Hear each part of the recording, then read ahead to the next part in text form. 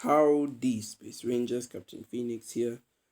I'm sorry, I know I should have made a movie review and I didn't. And yeah, it's just I haven't had a lot of time and videos taking a backseat to video games. Yeah, that's right, I got a lot of video games.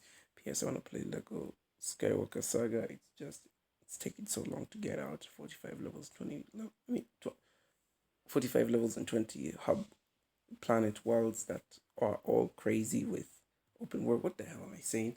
Anyway, yeah, so I haven't been able to do movie reviews recently, but there is a project I'm working on, and I hope I can get it to you in due time. That is before the end of the weekend. Regardless, I thought I might as well make a video today. So, yeah, I thought I'd make a weird video today to make up for the lack of a movie review or something crazy like that. And so this movie is called, well, not movie review. It's more of a new project I'm working on. It's I might as well just say it. I'm thinking of doing a series called Botched Scripts. These are scripts I used to write in my past. As you know, I've been on YouTube for about 2 years, so like I thought I might as well write scripts on videos I wanted to do, but the videos never got made. So I write a script, but I didn't make the video because I wasn't into the script anymore. The trend the script was based on is already lived its lifespan. Like the trend does isn't around anymore, or I just, how do I say, I didn't have the time. So yeah. So these are scripts about videos I wanted to make but never got made. So I think I could make a new series based on these scripts where I just react to them on their dumbness or whether or not they would have made a good video. Mind you, these videos are not about those scripts, as in I won't put those scripts in these videos. It will be as in like the script. I won't be reading off the script. What I will do is react to the script. So I will have thoughts from 2 years ago me to thoughts today me. So I'll compare my thoughts from both time periods and yeah. So bought scripts. As of now, I don't know if I have enough material to make it a full on series, which is my fear. So for today, I'll just make it a standalone video, just one straight thing. So this is a bot script, so I might as well just get into it, you know. So this is a bot script I wrote 2 years ago. This was right after Solo came out, and it was called Top 10 Ways to Improve Solo: A Star Wars Story, Part 1 and 2. I added flaws in there, top 10 flaws, but you can see how that's a problem. And it does have 10 slots in it, so I was gonna split it into 5 5. I don't know why I was gonna do that, but yeah. So I wrote this script right after seeing Solo. My review had just come out, and I was gonna rank the Star Wars movies, and I was gonna do this script. So when it comes to botch scripts, I'm also gonna do listings. I wouldn't do listings because they're just a pain, and my thoughts 2 years ago are obviously not the same as my thoughts today, and my thoughts today will also not be the same as my thoughts 2 years later. So I'm not gonna do listings or rankings or things like that. I'll just do scripts for video essays. So I didn't do the Star Wars ranking list because I wasn't able to. Funny story, but another time. And I wanted to do this one next, but yeah, I just ran out of time. The trend for solo had died out. No one was talking about it anymore, so I kind of just left it to be buried. So might as well dig into it. So these are the 10 slots for what 2 years ago me was thinking would improve Solo: A Star Wars Story. Let's begin with number 10. At number 10, I wrote out cut out the Darth Maul scene. This I still stand by today. I feel like the Darth Maul thing was really unnecessary. It felt like Disney was so desperate to have a lightsaber in every Star Wars movie, and it also doesn't work on so many levels. Because if you're a casual Star Wars fan, to you Darth Maul died in Episode One, so this doesn't make sense. If you are not a Star Wars fan, you have no idea who this character is or what his importance is. And if this is your first Star Wars movie, you're also lost. The only people who really understand Darth Maul's arc here is the other hardcore fans. So it's weird. I mean, it was cool seeing him in live action, but he was also a hologram, so technically he was animated. And yeah, this scene shouldn't have been there. If anything, it does more harm to the movie than good. It doesn't like really degrade it so much that I can't enjoy the movie because I know how it's gonna end. But like, it does take away some value from the movie, so it does more harm than good. Number 9, I wrote no space pirates. I don't know why I wrote this, but I will argue against that point. Space pirates are awesome. If you give me a space pirate, you're automatically my friend. Just like Star Wars. We're in this abusive relationship where every time he hurts me, it gives me a present and we're back in a relationship. Star Wars, stop hurting me. And then there was number 8, cut down women representation. Okay, before you call me a chauvinist, hear me out. This was right after The Last Jedi, And this was when Kathleen Kennedy had also called the Force female for some reason. And it was also the time when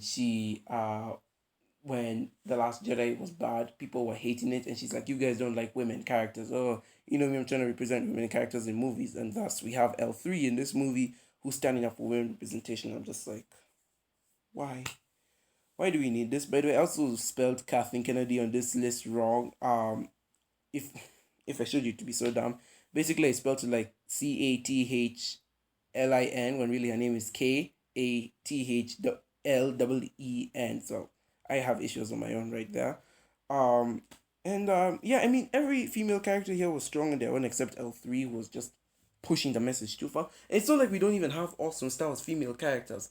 Padme, Leia, Ahsoka, the list goes on really. It's kind of baffling how she contradicts herself, yet she's the president of a company that owns all these characters pre-hand. Again, I cannot express how much hatred I have for Kathleen Kennedy. She really is the death of Star Wars. What else can I say? It was a dumb point back then. Nowadays it kind of died out, but back then there was some real issues going on. It was bad. At number seven, I wrote improve the character of Solo. Now the reason I said this was because to me, this was not the same Han Solo we got in the original trilogy, nor in The Force Awakens. Now, I do understand this film takes place 5 years before A New Hope, so obviously Han has time to grow. What I thought this movie was going to do is that it was going to show me that growth. Throughout the movie, we're going to see Han's growth. But no, throughout the movie, he's just this cocky, naive character who we do see seeds of him becoming a future Solo. And that's a thing I didn't like about this movie is that it was kind of like pushing for a franchise. It almost made Solo look as if there was gonna be a whole trilogy based on Han Solo 5 years before A New Hope. It was weird, but somehow they were gonna actually make a trilogy of it. But after it bombed at the box office so hard, they're like, let's just leave it at one movie. I'll get on this later. There's actually a point about this later on. All right, at number six, I wrote more Empire. Yeah. Let me just say the Empire parts in this movie were pretty cool. I liked how Han was actually at the academy for a bit, trying to become a pilot for 3 years, and they still didn't allow him to be a pilot. That's weird. And I like the Kessel Run. And if you saw my Solo review, you remember I told you that the Kessel Run was by far the best part in Solo, and it's honestly one of my favorite Star Wars scenes of all time. I just love the Kessel Run, and so like I wanted the Empire to be this big, bad, intimidating force, which they were for Kessel, but like I kind of wish we had more Empire in the movie, like more big badness instead of like criminal underworlds and pirates and such. But then again, it is a smuggler's movie, so I really cannot complain that much about it.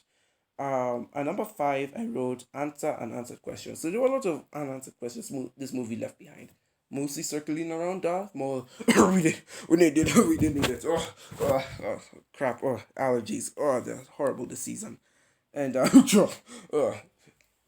yeah, so we didn't need Darth Maul. We didn't need those questions. And I feel like this point I really could have taken it out because like by answering unanswered questions, we had a lot of questions that weren't even asked answered, like Chewie's official age, how Han got his jacket, his gun, because those were important apparently. And yeah, it was just weird. And number four, I wrote, do not lean too much for sequels. So this is what I was saying. This movie was really leaning in for a franchise. You could tell this movie really wanted to make a franchise. The problem with it is, A, how do you even do it? The title is Solo, a Star Wars story. So do you like call the second one Solo Part 2, a Star Wars story, Solo, or Star Wars story Part 2? How do you even make it? And I remember they said they wanted to make it a trilogy. Again, how are you going to have the whole Darth Maul arc, the Criminal Syndicate arc? And I get you're going to show us Han's character grow um, from this point in time up to A New Hope. It just seems so weird. You do not make a franchise of a spin off series. It just doesn't make sense. It's honestly the most baffling and confusing thing to me. I also remember one thing is that when I went into the theater for this movie, I was expecting a huge crowd because I went to an opening night. Like I was expecting a lot of people, lines and such. Bro, my theater wasn't even half filled. That was scary. Like people really boycotted this movie, especially after the Last Jedi. I mean, who skips out on seeing a Star Wars movie? Man, that's just crazy. And number three, I wrote to give more character depth. So this was more like on characters who weren't really developed as much, like Kira, Beckett. I mean, Beckett died in the movie, so I guess whatever. Kira, I wish they like kind of developed on the character more. Made us let us see why Han fell for her. Chewie, on the other hand, he felt like an actual character, bro. This was the one movie where it made Chewbacca feel like an actual character. I genuinely felt for this guy. I feel like they did such a good job with him. I could honestly buy he was Han's best friend. Brilliant work on Chewie. Um, Han, yeah, again, I wish we got to see that growth of him becoming solo because this is supposed to be a spin off movie about a character from beginning to end, not a franchise. So I kind of wish they allowed us to see that character grow. Otherwise, I can't really complain too much about the character development. Dryden Voss is a cool villain, and yeah, moving on. Number two, I wrote keep the pacing of story and characters. I have no idea what I meant by that. I have no idea what it means. Let's move on. And then number one, this movie was totally unnecessary. Okay, if you remember in my review, I said that this movie was unnecessary. It was an unnecessary movie, but it was a whole lot of fun. Do I still stand by that? Yes and no.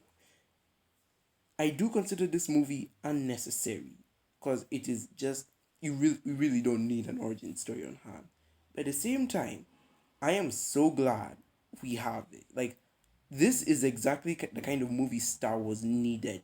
The nudge in the right direction. So yeah, I mean, honestly, this movie is a lot of fun. The lighting is a bit weird, but honestly, it's a whole lot of fun. We get to see some space hijinks, criminal underworlds, pirates, the Kessel Run, one of the best scenes in all of Star Wars. And we even got a Wild West ending that was pretty aight. And yeah, in real honesty, I do believe that this movie deserved to be made just because of the premise and how much fun we had throughout it all. It wasn't necessary, like the concept and story itself was a bit dumb, but I do feel like with the execution and what we had here, it was honestly a lot of fun.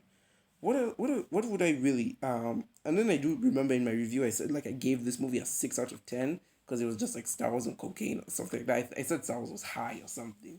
But I'm looking back, no, this movie was definitely a lot of fun and I definitely do give it an 8 out of 10. So those were my past and present thoughts, and obviously thoughts change. We are people. We have opinions. They'll never remain consistent. So that was just basically what I thought of Solo back then. What I think of it now. Um, I do feel like over the years it has greatly improved. Like going back to look at it, it has greatly improved as a movie. It's a movie that has aged well with time. And out of the 10 points I wrote on this list, I agree with about maybe one, um, two, three, four. Let's say about 5 points. So that's about only half of the list I still stick with after last time. It's interesting, but yeah, it's interesting to see what was going through my mind 2 years ago. So you guys tell me, would you want this to be a running series? I could dig up some old scripts I wrote. It will be kind of hard, but I did keep them in books in order, so it won't be that hard. So you tell me, do you want me to dig up some old scripts, see what I thought of those things I wanted to talk about back then, what projects made it, what projects didn't, who got the axe and such. But yeah, that's all dependent on you guys. Anyways, thank you so very much for watching. I've been Captain Phoenix. Hope you enjoyed this silly little video of mine, and I hope I give you an actual good video in the future, nice and long, just the way you like it. Without further ado, guys, be sure to like and subscribe. And with that, I've been Captain Phoenix, and I will see you in another universe. Goodbye, my Rangers.